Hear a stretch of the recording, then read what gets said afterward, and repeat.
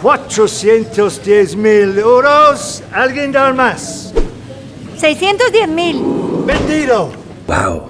610.000. Es mucho.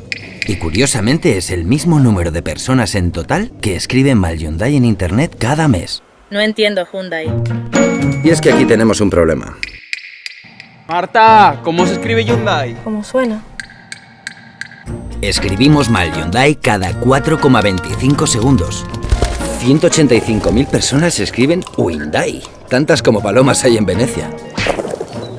O Hyundai, con más de 310.000, el mismo número de personas que vivieron la fiebre del oro. ¡Vamos, Hyundai! Pero todo esto, lejos de molestarnos, nos hace sentir orgullosos. Y es que da igual cómo nos busques, lo importante es que nos encuentres. Quizás quisiste decir Hyundai.